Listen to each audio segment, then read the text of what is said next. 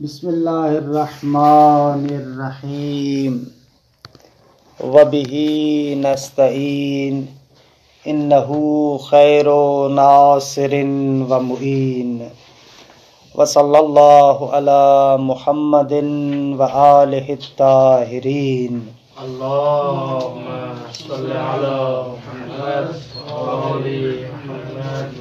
المقصد الثالث فی اثبات الصانع تعالی. الحمدللہ ہماری گفتگو شرح تجرید الاعتقاد میں ہے.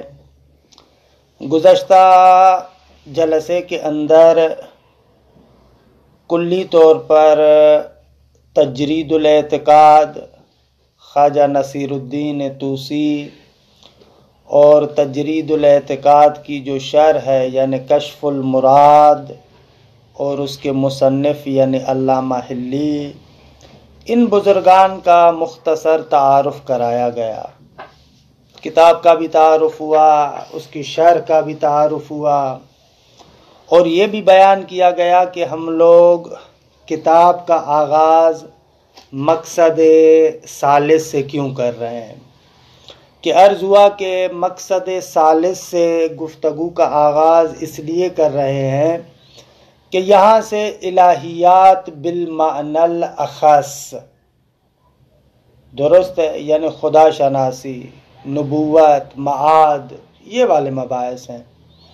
اس سے پہلے جو مباحث ہیں وہ امور عامہ کہلاتے ہیں، اور امور عامہ کے مباحث وہی فلسفی مباحث ہیں، کیونکہ آج کل کے زمانے میں یہ امور عامہ کے مباحث ہم لوگ فلسفے میں پڑھتے ہیں طول و تفصیل کے ساتھ اور اچھے طریقے سے پڑھتے ہیں. لہذا یہاں پر ان امور عامہ کے بحث کو پڑھنے کی جداگانہ طریقے سے ضرورت نہیں ہے. آغاز کیا تھا مقصد ثالث سے. تیسرا مقصد اثبات صانع، پروردگار عالم کے وجود کے اثبات کے بارے میں، اس کے صفات کے بیان میں اور اس کے آثار اور افعال کے بیان میں ہے.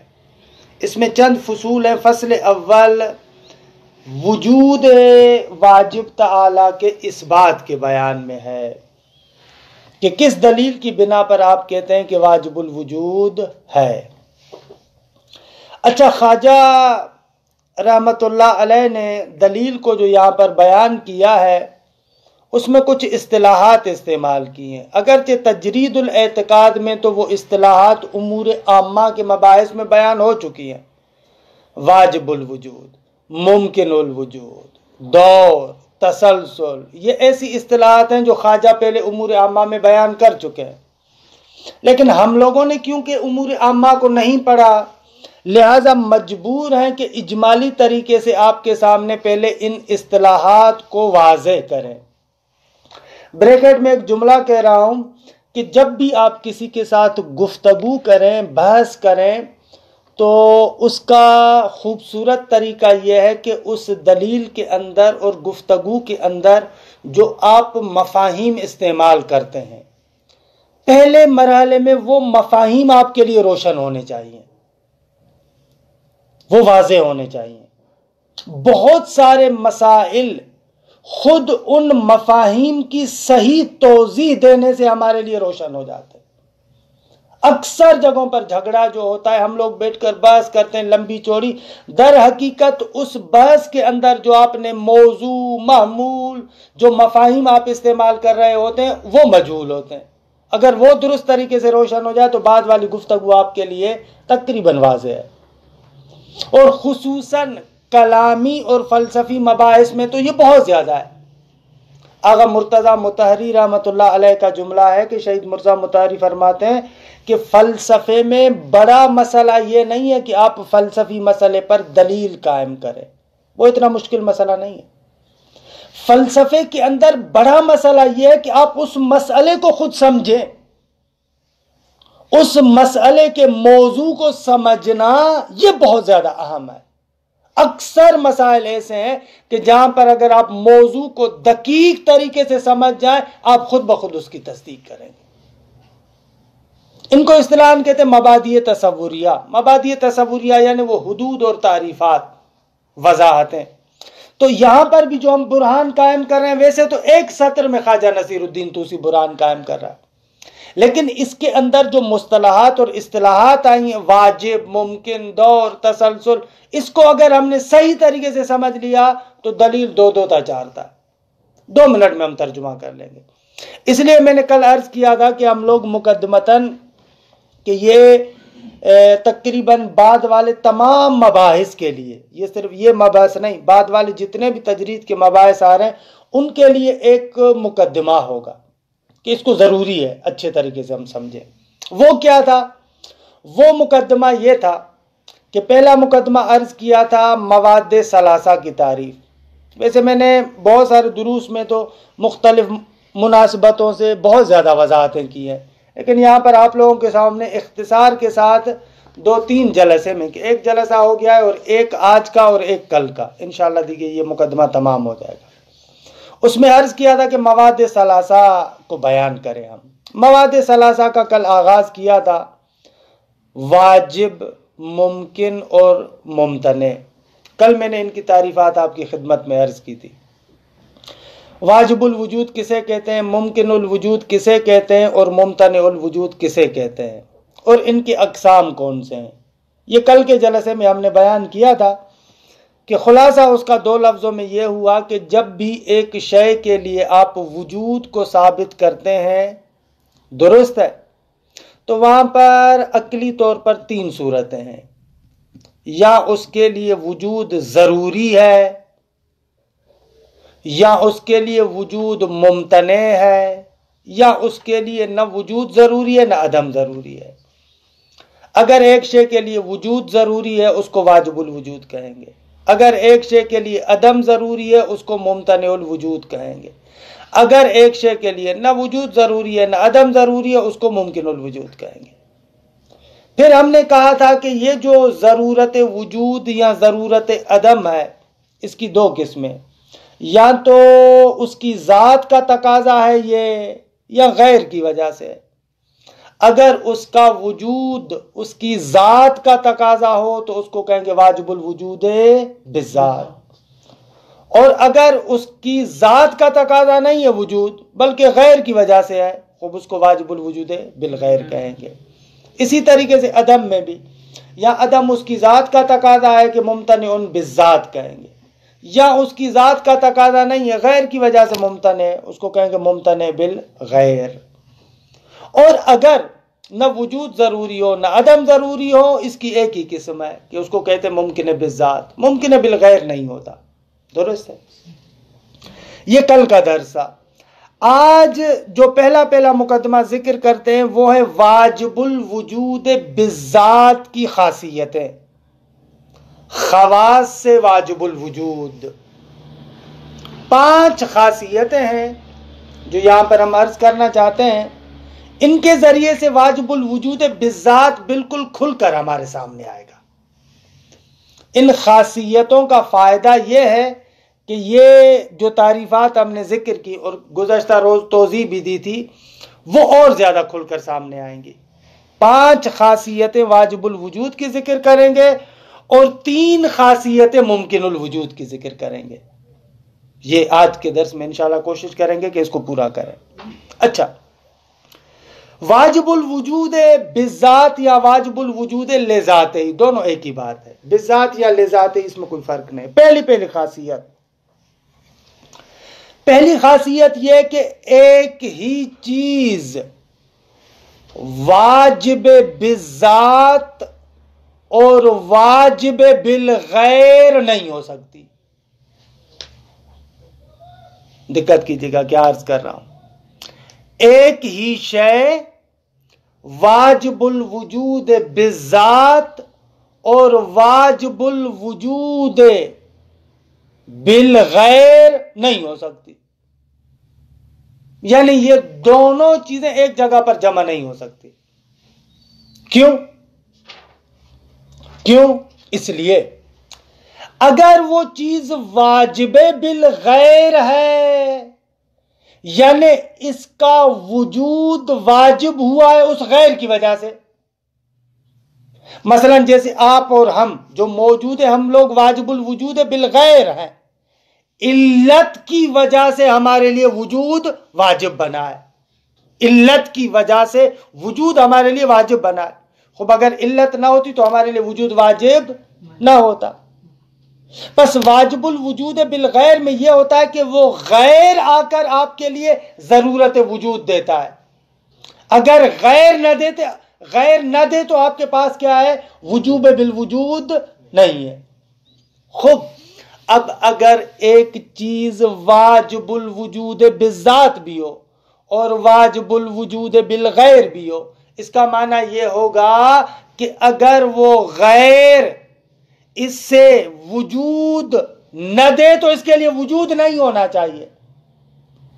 دقت کیجئے گا، واجب بالغیر جیسے ہی آپ اس کو بنا رہے ہیں، یعنی اگر غیر اس کو وجود نہ دے تو اس کے لیے ضرورت وجوب نہیں ہوگی، حالانکہ فرض آپ نے کیا کیا؟ واجب الوجود بالذات بھی فرض کیا ہے۔ یعنی واجب الوجود بالذات خود علت ہے للذات، بلے خود اس کی اپنی ذات علت ہے۔ اعلیٰ علت کا لفظ یہاں پر کہنا اتنا مناسب نہیں ہے، وہاں پر جو ضرورت وجود ہے خود اس کی ذات کا تقاضا ہے، غیر نے اس کو نہیں دیا۔ خب اگر غیر اس کو دے تو اس کے ذاتی ہونے کے ساتھ مضاد ہے۔ یعنی آپ ایسے سمجھیں، اگر میں سادہ سا مثال دوں اسے اصطلاح سے ہٹ کر، جیسے مثلا چینی ہے، خوب ہم کہتے ہیں کہ شکر، فرض کریں شکر کی جو شیرینی ہے وہ ذاتی ہے، پانی کے اندر جو مٹھاس آتا ہے، شربت بناتے ہیں مثلا، وہ شکر کی وجہ سے، درست ہے؟ شربت جو بنتا ہے اس کا مٹھاس کس کی وجہ سے ہوتا ہے؟ چینی کی وجہ سے۔ خوب، اگر چینی نہ ہو تو پانی میٹھا نہیں ہوگا، شربت نہیں بنے گا، درست ہے؟ بس یہ چینی ہے جو اس کو میٹھا کر رہی ہے، یہ غیر کی مثال ہے، یہ غیر کی مثال ہے، درست ہے؟ واجب بالغیر بھی ایسے ہے کہ اگر وہ غیر آ کر اس کو وجود نہیں دے گا تو اس کے پاس اپنا نہیں ہے۔ لیکن شکر کے مورد میں کہ جس کی ذات کا تقاضا شیرین ہونا ہے، اس کے لیے تو ہم نہیں کہتے کہ غیر نے آ کر اس کو مٹھاس دیا ہے۔ اگر غیر نے مٹھاس دیا تو پھر اس کی ذات کا تقاضا نہیں ہوگا، درالی کہ ہم نے فرض کیا کیا کہ مٹھاس اس کی ذات کا تقاضا ہے، درست ہے؟ اگر غیر آ کر اس کو دے رہا ہے یعنی اس کی ذات کا تقاضا نہیں ہے، حالانکہ ہم نے فرض یہ کیا کہ اس کی ذات کا تقاضا ہے۔ لہذا کبھی بھی نہیں ہو سکتا کہ ایک شے واجب الوجود بالذات بھی ہو اور بالغیر بھی ہو، نہیں ہو سکتا۔ اگر واجب الوجود بالذات ہے تو پھر بالغیر نہیں ہوگا، درست ہے؟ اگر بالغیر ہے تو پھر بالذات نہیں ہوگا۔ اگر مٹھاس غیر کی وجہ سے ہے تو اس کا اپنا نہیں ہوگا۔ خوب اگر اپنا ہے تو پھر غیر کی کیا ضرورت؟ درست ہے؟ یہ عرفی مثال ایسے بھی آپ تصور کر سکتے ہیں۔ مثلا واجب الوجود بالغیر کو ممکن الوجود کہہ سکتے ہیں؟ بالکل یہ کل میں نے عرض کیا تھا، بالکل ایسے ہی ہے کہ انشاءاللہ نیچے بھی آ رہا ہے اور ہے بھی ایسے۔ کل ہم نے وضاحت بھی کی تھی کہ جو واجب الوجود بالغیر ہے وہ ممکن بالذات ہے اور واجب بالغیر ہے، یہ کل ہم نے عرض کیا تھا، یاد ہے آپ کو بھی؟ دوسری خاصیت یہاں پر، خوب، واجب الوجود بالذات میں وجوب اور وجود دو علیحدہ چیزیں نہیں ہیں، درست ہے؟ واجب الوجود بالذات میں وجود اور وجوب دو علیحدہ چیزیں نہیں ہیں۔ کیوں؟ اس لیے کہ اگر واجب الوجود بالذات میں وجوب اور وجود دو علیحدہ چیزیں ہوں گی تو پھر وہ واجب الوجود بالذات دو چیزوں سے مرکب ہوگا، ایک وجود اور ایک وجوب۔ خوب، اگر مرکب ہوگا تو اجزاء کا محتاج ہوگا، اگر مرکب ہوگا تو اجزاء کا محتاج ہوگا۔ اچھا اگر اجزاء کا محتاج ہوا یعنی پھر اس کا وجوب بذات نہیں ہوا، غیر کی دخالت آ گئی. درست ہے. یہ واجب الوجود بذات کی دوسری خاصیت کہ وجود اور وجوب دو علیحدہ چیزیں نہیں ہیں. اچھا ایک میں کلامی نقطہ بھی آپ کو عرض کر دوں، یہ عبارتوں میں بہت زیادہ آتا ہے. اس کو تعبیر کرتے ہیں وجود اور وجوب زائد بر ذات نہیں ہے. یہ کلام میں اور فلسفے میں لفظ استعمال ہوتا ہے زائد. زائد کا معنی ہوتا ہے مغایر، علیحدہ. کلام میں اور فلسفے میں جب بھی لفظ زائد استعمال ہوتا ہے نا، اس کا معنی ہے یعنی علیحدہ، مغایر. انشاءاللہ صفات خدا کی بات میں پڑھیں گے اور آپ سنتے بھی ہیں کہ ہم لوگ کہتے ہیں کہ اشاعرہ کا عقیدہ ہے کہ خدا کی صفات زائد بر ذات ہے. اشاعرہ کا، اہل سنت کا جو مکتب فکر ہے، وہ لوگ کہتے ہیں خدا کی صفات زائد بر ذات ہے. زائد یعنی مغایر، ذات علیحدہ ہے، صفات علیحدہ ہے. اضافہ بھی کہہ سکتے ہیں، اضافہ ہے ذات کا. اعلی اضافہ ایک معنی میں، باقی اضافے کا بھی تھوڑا سا مفہوم جدا ہے. انشاءاللہ اس کو صفات کی بات میں ذکر کریں گے، اس کو بھی ذکر کریں گے. لیکن فعلاً یہ عرض کر رہے ہیں زائد یعنی مغایر، علیحدہ. یہ دوسری خاصیت. درست ہے. تیسری خاصیت واجب الوجود کی، تیسری خاصیت یہ کہ واجب بذات مرکب نہیں ہو سکتا. اسی سے سمجھ میں آیا جو دوسری ذکر کی، اسی سے سمجھ میں آ رہا ہے کہ واجب بذات مرکب نہیں ہو سکتا، کیونکہ مرکب اجزاء کا محتاج ہوگا اور اجزاء مغائر ہے مرکب کے. درست ہے، مرکب انہی اجزاء سے بنتا ہے، لیکن بہرحال مرکب علیحدہ چیز ہے اور ایک ایک جز جدا گانا چیز علیحدہ ہے. خب اگر وہ واجب وجود بذات مرکب ہو یعنی اجزاء کا محتاج ہو، خب اجزاء کا محتاج ہو یعنی اس صورت میں بھی پھر بذات واجب نہیں ہوگا، کسی غیر کا محتاج ہوا، ولو ان کے وہ غیر اجزائی کیوں نہ ہو. ٹھیک ہے. یہ ہو گئے تیسری خاصیت. چوتھی خاصیت کہ واجب بذات ایک سے زیادہ نہیں ہو سکتے. واجب بذات ایک سے زیادہ نہیں ہو سکتے. کیوں؟ یہ آپ کا قرضہ رہا ہم پر توحید کی بحث میں ثابت کریں گے، یہاں پر فعلاً ثابت نہیں کرتا. واجب بذات ایک ہو سکتا ہے، جب توحید خدا کو بیان کریں گے وہاں پر ذکر کریں گے. پانچویں خاصیت، واجب بذات خود کسی اور چیز کا بھی جز نہیں بن سکتا. نہ اس کے اجزاء ہیں نہ خود کسی اور چیز کا جز ہے. یہ 5 خاصیتیں واجب بذات کی. درست ہے. اچھا ممکن کی خاصیات کو سن لیں، 2-3 خاصیات اس کی بھی سن لیں. پہلی خاصیت ممکن الوجود کی کہ جی پانچواں تھوڑا واضح کریں. خود کسی اور چیز کا، یعنی آپ فرض کریں کہ ایک مرکب ہے، اس کے 2 جز ہیں، ایک ممکن الوجود اور ایک واجب بذات. ان دونوں سے مل کر ایک تیسری چیز وجود میں آئے. ہم کہتے ہیں ایسے نہیں ہو سکتا. یہ کیوں نہیں ہوتا؟ یہ اس لیے نہیں ہو سکتا کہ وہاں پر خود یہ جو ہم کہہ رہے ہیں نا کہ یہ اگر دقیق تعبیر استعمال کروں، اس کو میں نے تھوڑا سا چھوڑ دیا. اس کا مقصد یہ ہوگا کہ یہ خود منفعل ہوگا، انفعال لازم آئے گا اس غیر کی نسبت سے. یہ تعبیر یہاں پر ہے کہ الرابعۃ انہ لا یکون جزءا من غیرہ والا لکان منفعلا. درست ہے. اگر غیر کا جز ہو تو اس کا لازمہ یہ ہے کہ یہ اس غیر سے منفعل ہوگا. کیسے منفعل ہوگا؟ اگر وہ غیر زائل ہو جائے تو یہ واجب الوجود بھی ختم ہونا چاہیے، انفعال لازم ہے. یہ خود اپنی ذات میں تو اس کے لیے مسئلہ نہیں ہے، اپنی ذات نہ. مثلا دیکھیں نا یہ کسی اور چیز کے ساتھ مل کر جب دو جز آپس میں ملتے ہیں تو تیسرا ایک مرکب بنتا ہے نا. ان دونوں جزوں کا آپس میں فعل و انفعال ہوتا ہے، تأثیر و تاثر ہوتا ہے، ایک دوسرے پر اثر متقابل رکھتے ہیں. یہ اس پر اثر انداز ہوتا ہے، وہ اس پر اثر انداز ہوتا ہے. خوب یہ خود منفعل ہونا، اثر لینا، یہ خود ایک طرح کی احتیاج ہے اس اعتبار سے. درست ہے. خود ممکن بھی زائل اس کے لیے لازمی ہے کہ زائل ہو سکتا ہے ممکن. بھلے بھلے ممکن زائل ہو سکتا، نہیں ہو سکتا. بھلے بھلے بھلے بھلے اس طریقے سے.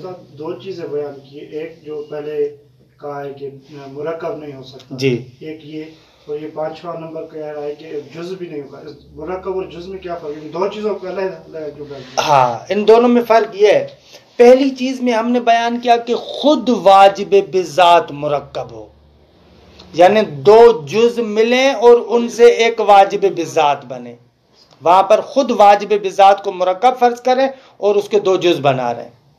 یہ جو ابھی ذکر کر رہے ہیں یہاں پر ہم یہ نہیں کہتے کہ واجب بذات خود مرکب ہے، ہم کہتے ہیں ایک تیسرے مرکب کا یہ ایک جز ہے، یہ کہہ رہے ہیں. یہ فرق ہے دونوں میں.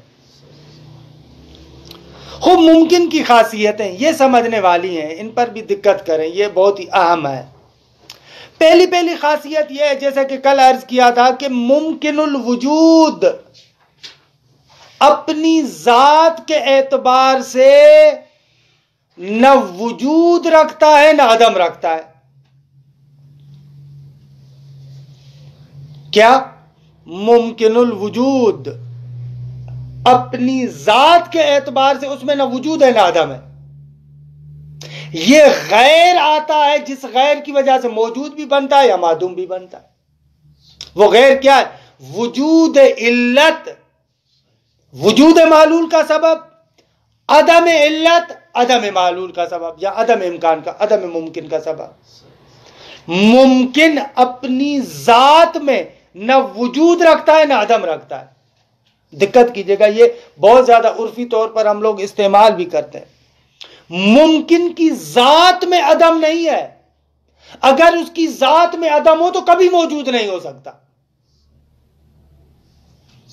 جس کی ذات میں عدم ہو وہ کبھی موجود نہیں ہو سکتا. جیسے شریک الباری، خدا کا شریک، یا جیسے مثلا اجتماع نقیضین، جیسے اجتماع ضدین. خوب ان کی ذات میں امتناع پوشیدہ ہے، عدم پوشیدہ ہے. خوب جس کی ذات میں عدم اور امتناع ہو وہ کبھی موجود نہیں ہو سکتا، انقلاب ذات لازم آئے گا. پس ممکن کی ذات میں عدم نہیں ہے، اگر عدم ہو تو کبھی موجود نہ ہو. اسی طریقے سے ممکن کی ذات میں وجود بھی نہیں ہے. خوب اگر اس کی ذات کے اندر وجود ہو تو پھر تو اس کو ہمیشہ سے ہونا چاہیے، پھر غیر کی ضرورت نہیں ہے. یہاں سے سمجھ میں آیا کہ ممکن الوجود کی اپنی ذات میں اپنی طرف سے نہ وجود ہے نہ عدم ہے. غیر کی طرف سے عدم بھی آتا ہے، وجود بھی آتا ہے. غیر کی وجہ سے وجود، علت کی وجہ سے موجود ہوتا ہے، عدم علت کی وجہ سے معدوم ہوتا ہے. درست ہے.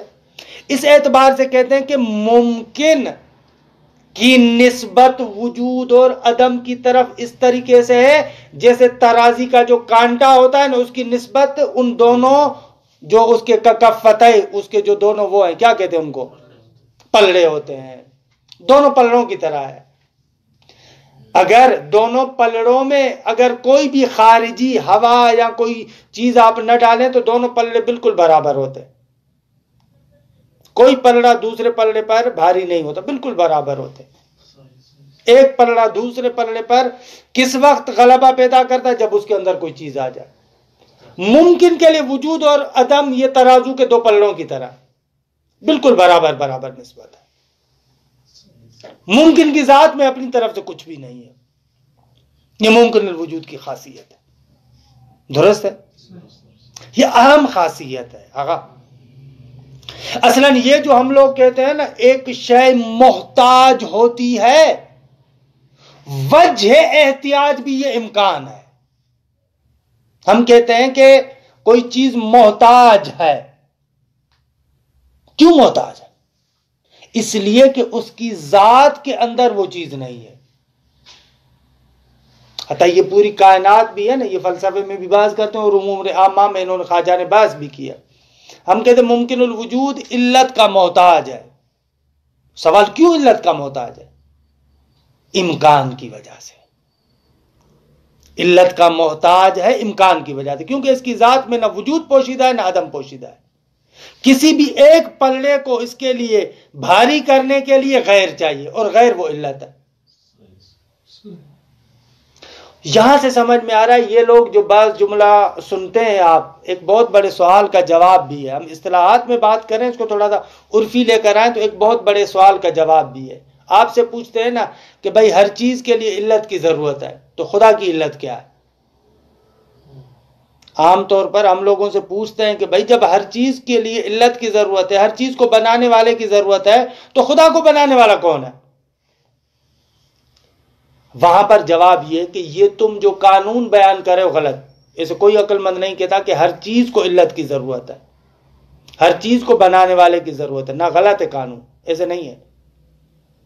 بلکہ ہر ممکن الوجود کو علت کی ضرورت ہے.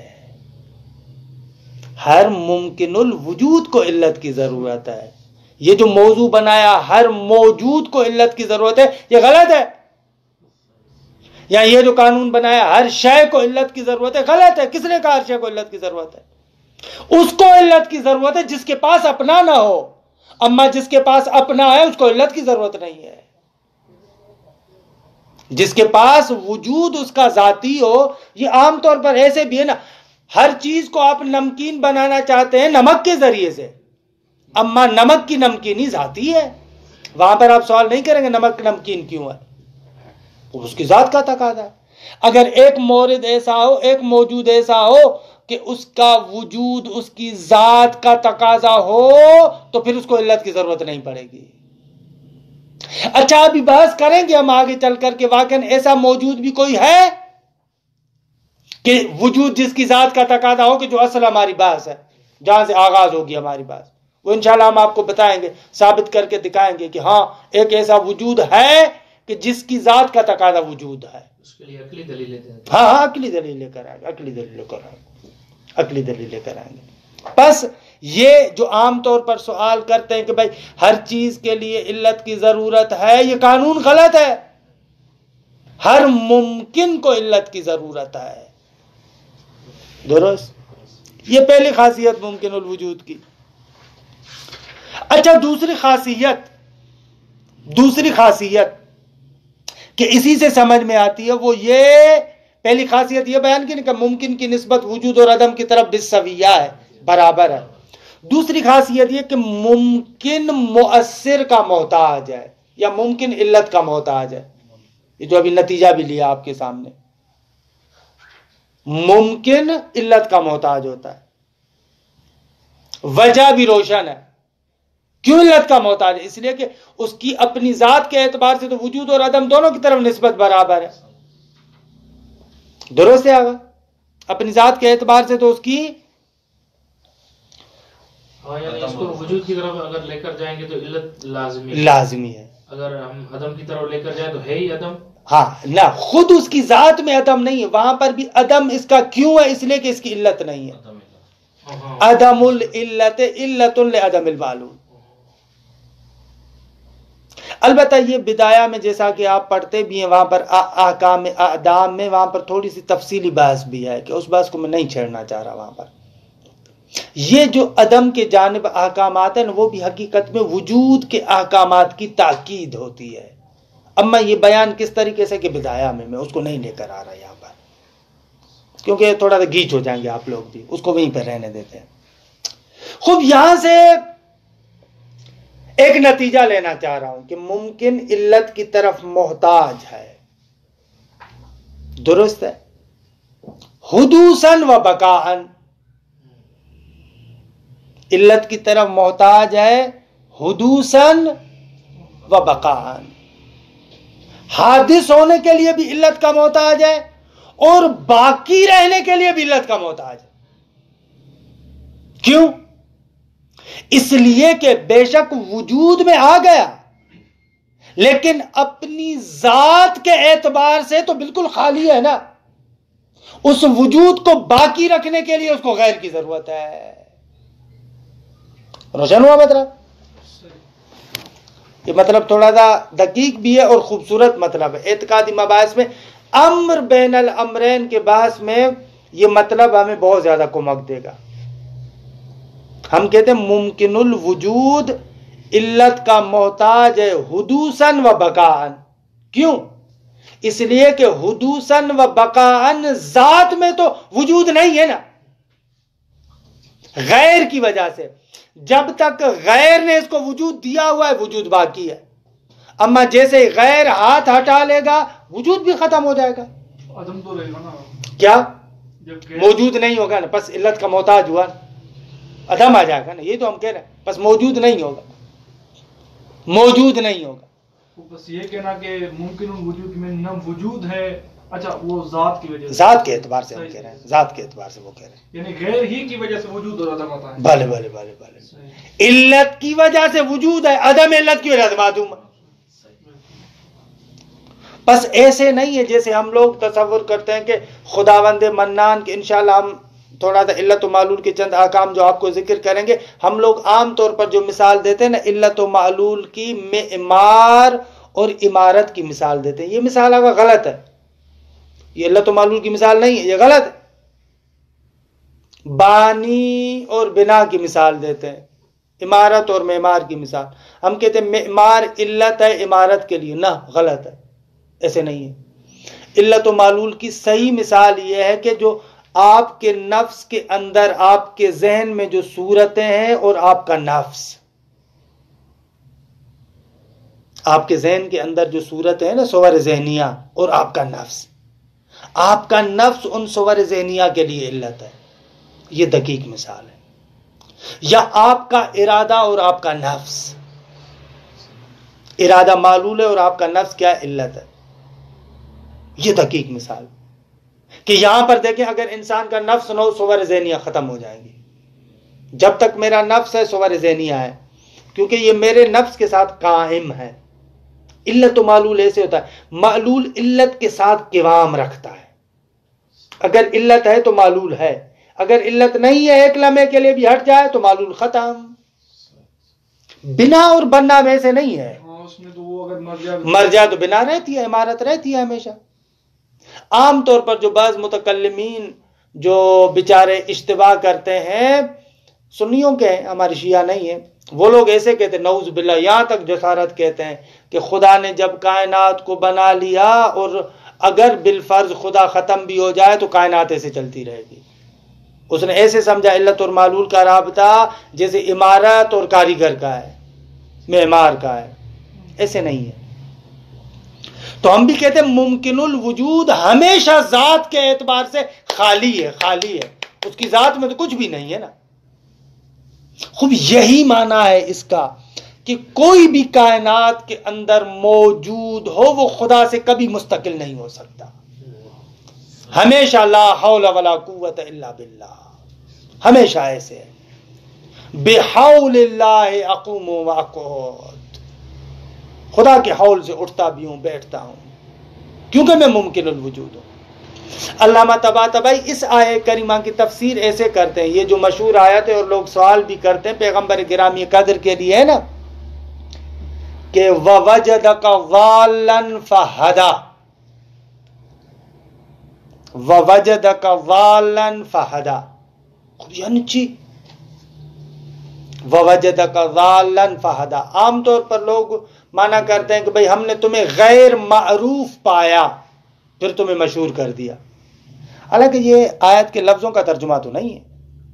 لفظوں کا ترجمہ کیا؟ وَوَجَدَكَ ضَالًّا، یعنی ہم نے تمہیں گمراہ پایا، فہدا، پھر ہم نے تیری ہدایت کی. کیا مانا؟ علامہ کہہ رہے ہیں کہ بابا مانا اس کا یہ ہے کہ مصطفیٰ اگر تمہیں تمہاری ذات کے اعتبار سے دیکھا جائے خوب ہچی نہ داری، کیونکہ تو بھی ممکن الوجود ہے، تو بھی ممکن الوجود ہے. ممکن الوجود اپنی ذات کے اعتبار سے تو اس کے پاس کچھ بھی نہیں ہے.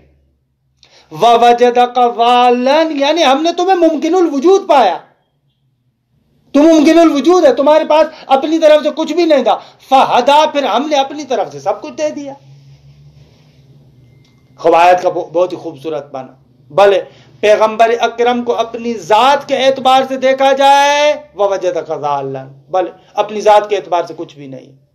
فہدا، پیغمبر کو جو ہدایت بھی ہے جو بھی ہے سب کچھ ہے خدا کی جانب سے. اور یہی معنی ہے اس کا بھی. مرحوم علامہ کہتے ہیں جہاں پر پیغمبر گرامی قدر سے نقل ہوتا ہے کہ میں علم غیب کو نہیں جانتا، یعنی اپنی ذات کے اعتبار سے نہیں جانتا ذاتاً.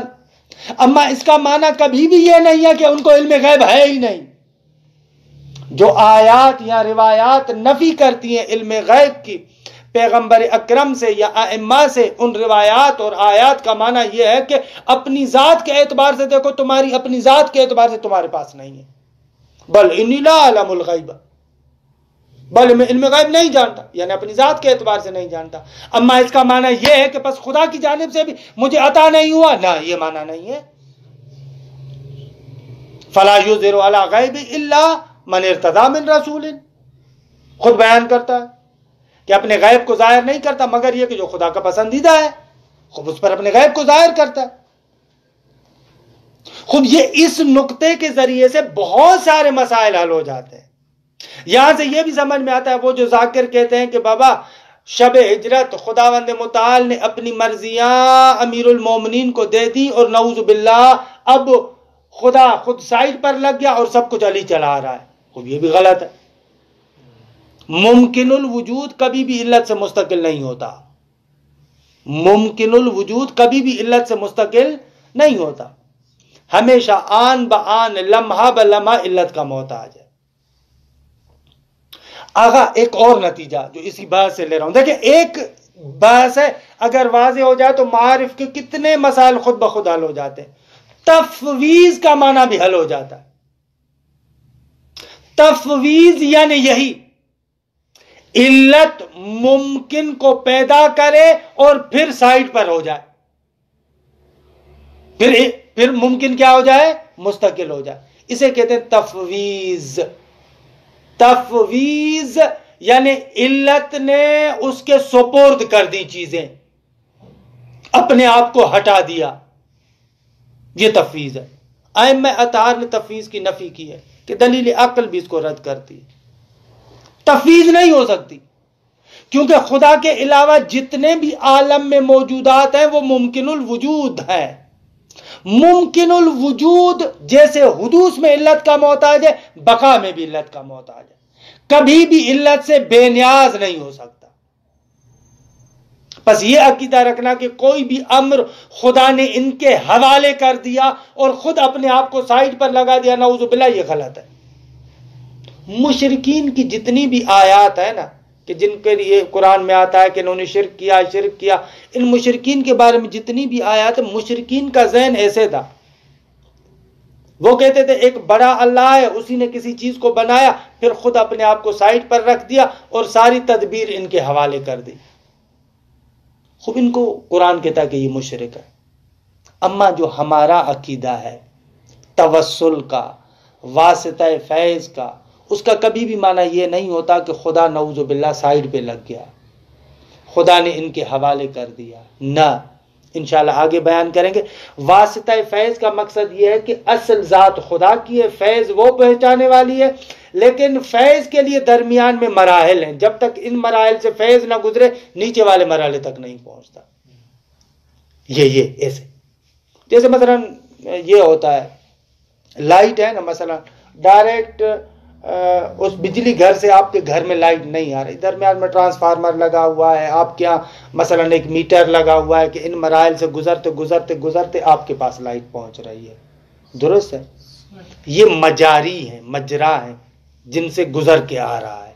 ہمارا عقیدہ جو یہ ہے کہ آل بیت اطہار واسطہ فیض ہے، یہاں توسل کی بات کرتے ہیں، ہم کہتے ہیں یہ مجاری ہے، جن واسطوں سے یہ فیض گزر کے یہاں پر آتا ہے. اما فیض اصل دینے والا خدا ہے. خدا کبھی بھی نعوذ باللہ معزول نہیں ہوتا، نعوذ باللہ خدا کبھی بھی سائڈ پر نہیں لگتا. کوئی بھی کتنا بھی بڑا ممکن الوجود ہو، لمحہ بلمحہ اس کے فیض کا محتاج ہے. ایک لمحے کے لیے اگر عنایت خدا ختم ہو جائے تو پوری کائنات تباہ. تفویض بھی اس نقطے کی وجہ سے باطل ہے. یہ ممکن الوجود کی خاصیات ہے. انشاءاللہ ان چیزوں کے بارے میں تفصیلی مباحث آئیں گے، لیکن یہاں پر کیا ہے کہ یعنی اس ایک بحث کا جو نتیجہ نکل رہا ہے اس نتیجے کے اعتبار سے میں ان چیزوں کی طرف اشارہ کرتا جاتا ہوں کہ بابا یہ اس بحث کے پورے نتائج ہیں، یہ درست ہے. یہ دوسری خاصیت. خوب کہ تیسری خاصیت بھی یہی تھی. دوسری خاصیت یہ تھی کہ ممکن الوجود علت کی طرف محتاج ہے. ہاں بقان اگر کر دو تو تیسری خاصیت ہو جائے گی، وگرنہ دو خاصیت ہو جائیں گی. تیسری خاصیت یہ ہے کہ ممکن الوجود بقا میں بھی علت کا محتاج ہے. یہ تیسری خاصیت تھی کہ جس کو میں نے اسی دوسری میں ضم کر دیا تھا. خوب یہ تقریباً بعض خواص تھی کہ آج یہاں پر بعض کو روکتے ہیں. انشاءاللہ کل سے جو ہے وہ تقریباً ہم متن میں داخل ہو جائیں گے. بس ایک نقطے کی وضاحت ابتدان کریں گے 8-10 منٹ میں، دور اور تسلسل کی. وہ کل انشاءاللہ 8-10 منٹ میں وضاحت کر کے پھر عبارت میں انشاءاللہ وارد ہو جائیں گے. خوب وصلی اللہ علی محمد و اہل بیتہ الطیبین الطاہرین. اللهم صل على محمد وعلى